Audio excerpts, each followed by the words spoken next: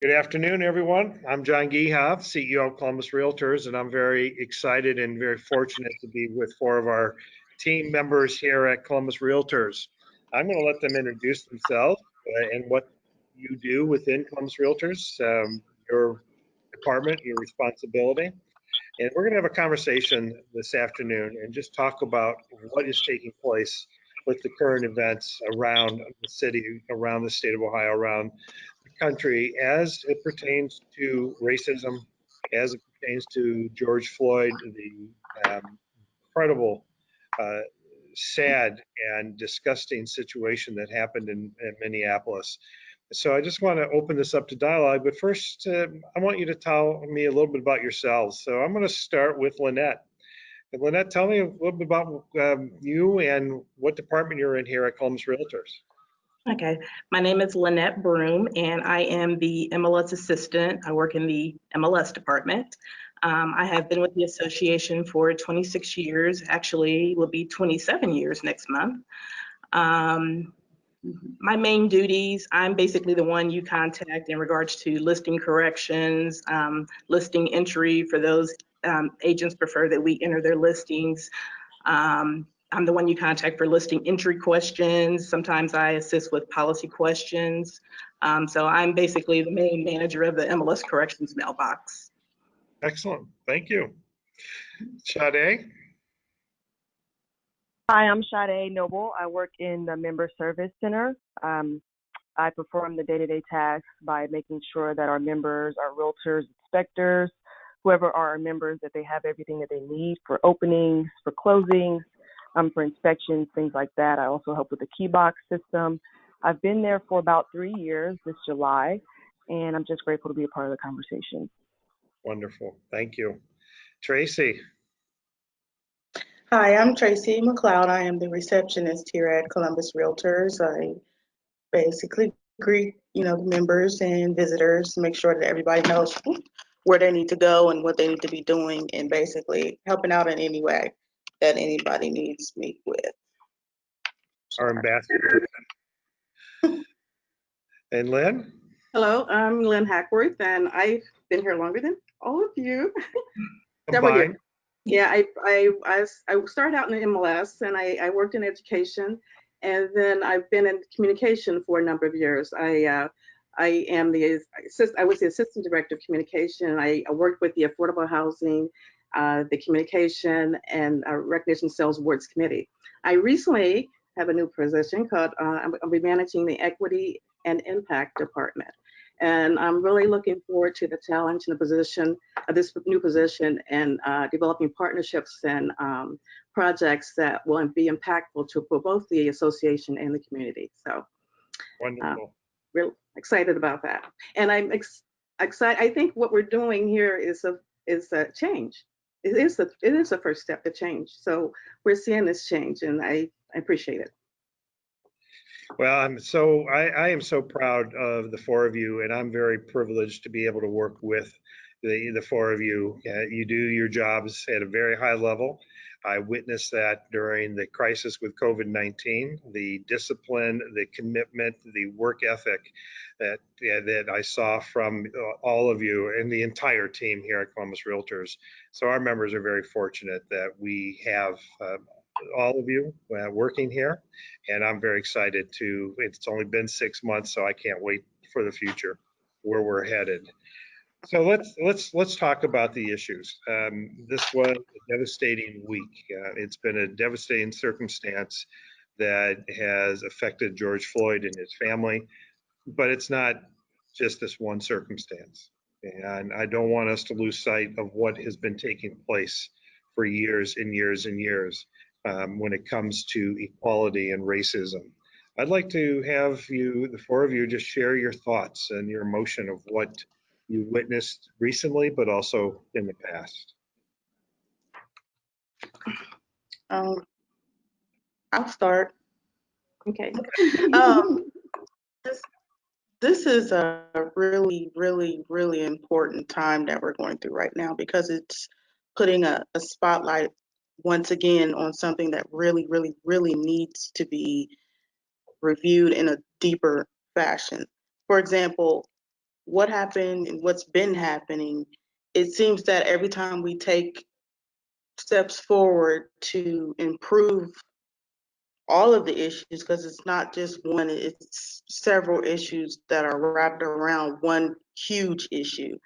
We take steps back as well with all of these instances where people are being hurt and people are being disrespected and people are being, not treated fairly. So we really need to take a deeper look into what's going on and get past the surface issues that we're having. One of the things I've seen, I've seen a lot of demonstrations in my lifetime and protests.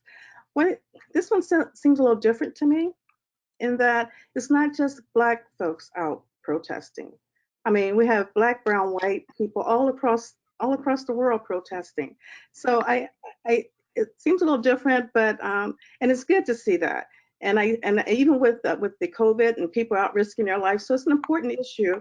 And I just think that maybe there's a mindset transformation, but it has to be a conviction of the police officers. We can't just this be a moment and nothing happens. I mean, we've seen people get arrested before, we've seen them go to trial, and we've seen them get off. So this, I think we hopefully what we're seeing in the with the protests and demonstrations and the people coming together, hopefully that's going to culminate in something that's going to be positive and transformational for people getting together and accepting people for who they are. Okay. I just want to say that I am saddened and heartbroken, by what's going on currently going on in the community. I also want to say my heart goes out to the family of Mr. Floyd. This was someone's family member. This was someone's father. I mean, I have a son and I have brothers, and I mean, it hurts me to my heart just to think that, this could have been one of them. I mean, it's just, things have to change. I mean, I have a son that, I don't want him to have to grow up and be scared for his life, all of his life. So it's like, the time is now to make a change. It's gone on for way too long. I mean, for me, it's all about justice and being held accountable for your actions, no matter who you are. And until that happens, I mean, we're just going to continue to be in this cycle where, it happens. We have a memorial, we have a funeral, they get off, and it happens again. So I just feel like until, justice is served, they're convicted, and they realize that this is not something that they can get away with, it's going to continue to happen. So, I mean, I support the peaceful protests that are going on, especially if that's what it takes to get your voice heard, and to get justice. I mean, I don't support any of the looting and the, tearing up your city. I mean, what does that really do? That makes no sense to me. But I don't know. Like Lynn said, I just feel like this particular situation is different from the others. And so I'm just really hoping that we are going to use this to make a change. Thank you. Sade? I honestly believe that a big part in this change right now is because of COVID. I think that the world stopped for a minute and all of the fluff didn't matter and people were just in the same boat somewhat. So this light is being shined at a time where everyone is in a different place emotionally, some financially, physically. So I think that it came at a good time. This isn't new. This has been happening. So I think the only change here is that everyone is in a different headspace. And so it's time to move forward and really bring about change. And I see that happening. My brother is very passionate right now, not in a bad way. It's kind of bittersweet for him because as a Black man, he's used to seeing this. He's used to dealing with it, but he's very hopeful about what's to come because of the peaceful protesting, because of the different races that are out there, because of people putting things aside and saying, you know what, right or wrong, whatever happened, whatever he did, it just wasn't right. There's no way to justify it. And everyone agrees on that matter. And so I just think that this is an interesting time. And it's given me hope as well. You bring up a very good point. All four of you bring up an outstanding points. And maybe people, when you say that we're seeing people march of all colors around the world, or that COVID-19 is affecting the emotion of this, that sometimes people don't understand what suffering's like. We see it on TV, and we hear about it, we read about it, and we go, okay, it's not happening here, so it's okay, and I forget about it, and oh gosh, I'm sorry. When people start to feel pain and struggles, maybe they start to understand what others are going through, and I think that's where the education comes in and the compassion that comes in. So what can we do? And beyond words, this is a step, but these are words right now. What can we do beyond the words?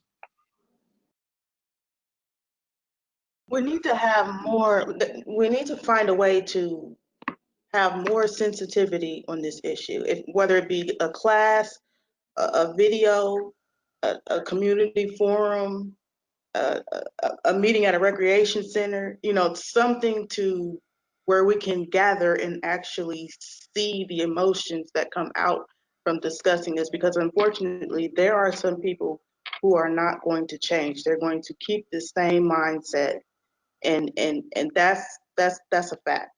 But if we can keep talking about it and keep bringing it up and keep having meetings and classes and forums and get on the internet and social media, anything we can do to keep it relevant in other people's minds. It's always going to be relevant in our minds because it's our life. But some people, it's just not going deep enough. It's not reaching the right parts for them to really soften up, get sensitive about the issue, and maybe put themselves in the position that we're in as minorities. And maybe some sensitivity will come out of it. We don't want to be babied. We want to be valued. And I think that's important. If they could just open up their hearts, really, they really need to find some sensitivity and maybe put themselves in a different mindset to be open to change. Maybe you will see some change. Yeah, and I agree with you. I think it's important that we have a dialogue and be in a space where we feel comfortable, because we have different experiences, and way you see things is not the way I'm going to see things, or way you interpret things is not the way I'm going to interpret things. So we need to get to figure out how we can bridge that gap, I guess. And so a dialogue is good, and education is good, and but we have to also, when we have these classes and stuff, usually sometimes we're preaching to the choir. Yes. And we're not getting the people that probably benefit most from being in a class on bias or racism or whatever. So we got to, I guess, when we open that dialogue, we had to make sure people are comfortable to come in, share ideas, talk about their experiences. And I don't know, that's what I would think. That's what I would hope that would help bring people together. Okay. And make people understand what other folks are going through. Yeah, I agree with Lynn. The dialogue definitely needs to happen. It's just all about awareness and education. And I mean, you've got to bring the people together and have the dialogue in order to get the change moving. Mm-hmm. I agree with all the ladies. Education is important, because I don't believe that you can truly empathize with someone or something if you don't understand or see their perspective. Mm-hmm. So just educating and, like they said, dialogue, and just taking the time to just really sit still and listen with intent to understand and not to respond is a way to be effective and bring about change. Well, and you bring up a very important point about preaching to the choir. And the people sitting in the classroom are the ones that already understand. But maybe we take the classroom in a different capacity. Maybe the classroom becomes a classroom, but it's one-on-one or two-on-one. Maybe we take that and rethink how we're educating. And if we're going to truly put together a game plan, and this right here is totally different, would we be doing this if we didn't have COVID-19? If you think about it. Right. So this is different. So what if we change the way we deliver the classroom? And maybe we create an ambassador opportunity to reach out to people in smaller groups and have that dialogue and educate them at the same time. How do you feel about that? I think that would be great. I think from the education class, it seems like our attendance are a lot better with the go to meetings and so on and so forth. It's easier. You can be at home and be on the computer, do a class for 1 hour and jump off and do whatever else you need to do. So I think the convenience is good. And so maybe that, yeah, I think putting classes together online or go to meetings would be a good option. Okay. So beyond education and dialogue, what other thoughts do you have where we can help create the change? Have more community type events.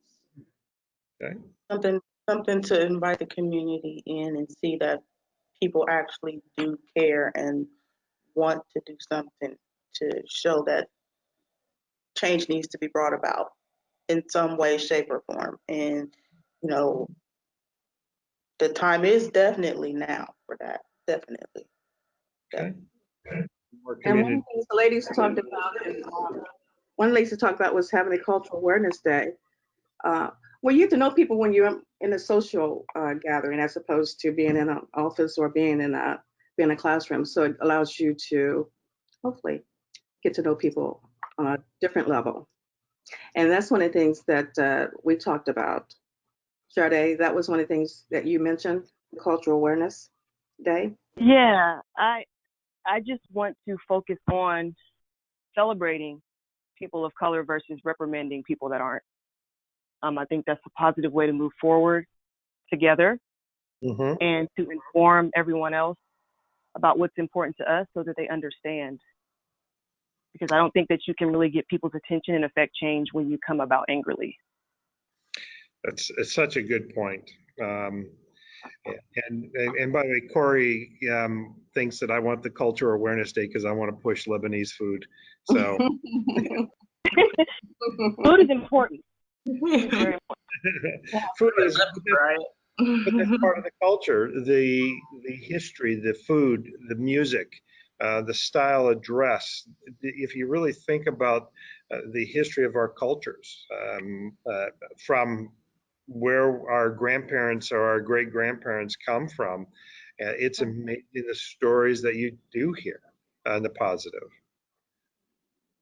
Absolutely. My family is from New Orleans, Louisiana, so culture and food and music is very important to me. Absolutely. So I think that's where that stems from, wanting a cultural awareness day, because it can be something that's very great if everyone can just put everything into one pot and just eat out of it together. It's just a beautiful sight to me. So how do we start with children? What are you saying to your children?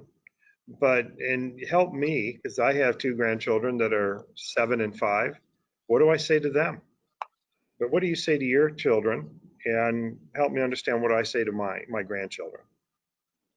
Well, I mean, for the most part, I mean, I keep them up to date as to, what's going on and what's occurring in the world and in the community. And, I constantly tell them, that, they're just as valuable as any other person. They're no more valuable, no more less valuable than the next person. So, I mean, that's my biggest thing that I drive in them. So. Okay. Anything else? Kids. Yeah, and I think, and I definitely think that definitely starts from the home. It has to start at home, as kids growing up, they have to be exposed to other cultures.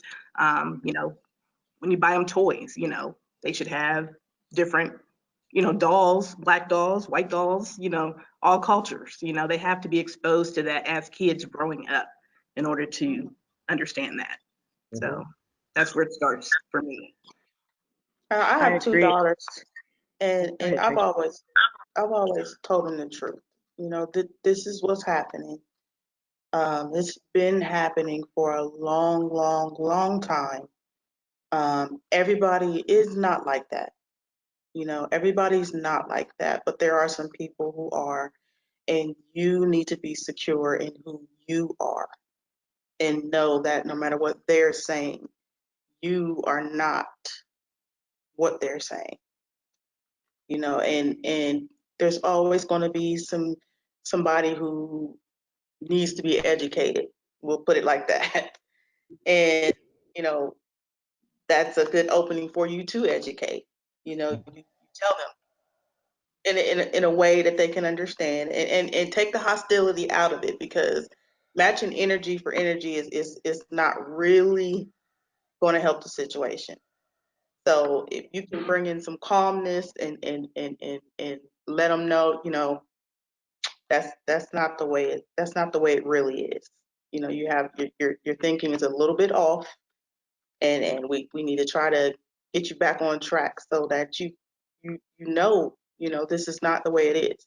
And you know, it's hurtful to a young child to be told something that's just not right. You know, and because they're children, they're impressionable. You know, they internalize that and they carry it with them, and sometimes it's kind of hard for them to, you know, separate the truth from, you know, what's not the truth. So as young Black women, you know, I have always, always, always told them to be confident, know that you are a child of God, and that it doesn't matter what anybody else is saying. Be secure in who you are and be proud of that. So I tell them You're the right. truth. You're right in that kids carry that stuff with them for this negative stuff with them for, for the rest of their lives. I can remember, and this is because I'm older than you guys, in the 60s, I can remember watching on television the protests and seeing the hate in people's face for, what's the color of somebody's skin. I could never understand that. And I still, to this day, I can still see that from when I was at elementary school. I can still see that. I still see the faces. I can still see that hate, and I never could understand that. So we do carry that with us for the rest of our lives. It's always there. But what I am glad to see is that in the protests, people are bringing their kids out, and they're seeing what's happening, and making them understand this. But this is a good thing that we have all these different people out protesting. I think it starts with young people, and there's a lot of young people. I think social media has a lot to do with it. But I think the fact that they're bringing your kids out and they're showing them what's happening and how to make a change. So I think that's a good thing. Definitely. Thanks. Definitely. Well, I have to tell you that I couldn't be more proud of working with the four of you. And as I said, I couldn't be more proud of working with this entire team, because you are focused, and we do our job not because it's a job. I can see the passion in what you do, the four of you, and the rest of this team, what they do, because when you have a passion in something, you do it well. And when you talk to your children with the passion in your voice, you do it well. And I think the dialogue, the activity, getting together, meeting, the cultural days are going to all be very important part of the action plan that we have here. I grew up in the 60s as well, Lynn. I grew up in Toledo, and I witnessed the destruction of the riots in Detroit and Toledo. And it took so long, so many, many years until the early 2000s for Detroit to come back and for Toledo to come back. And this is a fabulous community in Columbus, Ohio. And we all have the right to be happy. We all have a right to enjoy our community. We all have a right to enjoy our families and to be respected in what we do and who we are. And it's a celebration of humanity rather than worrying about what somebody's skin color is, or their religion is, or their sexual orientation is. It's a celebration. And I think by communicating, talking, getting together. An action plan will help do that. Any final words? I don't want to keep you on too long, so if you wouldn't mind, Sade, your final thoughts? My final thought, I am hopeful. We're taking the necessary steps to bring about change, to get to know one another really deeply and understand each other. And I think that's the first step is dialogue and action plans, and that's exactly what we're doing. So I'm hopeful. Excellent. Lynnette, your final thoughts? I would have to say I'm very hopeful that change is coming, very hopeful. And I just would like to add that I've never been more proud and honored to work for this association, one that stands for all. I'm Absolutely. very honored. Tracy, your final thoughts? Thank you. I would have to agree with the other ladies. I'm hopeful. It's been a great experience working here. There's a lot of different people here at Columbus Realtors, and the fact that we're doing this right now with the four of us and the meetings that we've had prior to this, you know, it's really I appreciate it very much, and I'm hopeful that things will change eventually. It's going to take some work, but I do believe we will be successful at it. Excellent. And Lynn? Well, I heard the news a couple of days ago that George Floyd's 6-year-old daughter said, my daddy has changed the world. I hope she's right. And I hope this is just not a moment and that we can see change. That's amazing. And, Well, I agree with the ladies too. I think that what we're doing here is pretty amazing. I've been here a long time, and I like what we're doing. I like the changes that we're making, and I think they're only going to be positive and good for the association.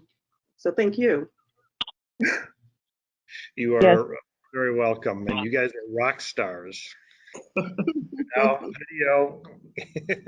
video experts. So. Oh my gosh! I'm sorry. We're still recording. Still recording. I want to thank you all very much, and this is just the beginning. Again, we're going to continue this. We have a very important meeting on Tuesday with diversity and inclusion. That's going to be the beginning of our action plan. And I'm really looking forward to working with Lynn on the committee with you and the three of you that will help put this action plan in place. So this is, as I said, the beginning, and we will move this forward. So thank you all very much. Thank you. Absolutely. You're Thank welcome. you. Thank you.